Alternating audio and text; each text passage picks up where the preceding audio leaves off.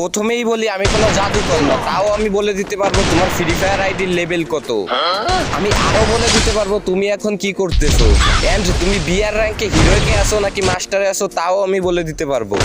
যদি আমি সত্যি বলে থাকি তাহলে সবাই লাইক সাবস্ক্রাইব করে দিবা। প্রথমেই বলি তুমি এখন কি করতেছো, তুমি এখন ইউটিউবে আমার ভিডিও দেখতেছো। যদি আসে তোমার ফ্রি ফায়ার আইডির লেভেলের কথা, তোমার আইডির লেভেল 1 থেকে 100-র ভিতরে, কি ঠিক না?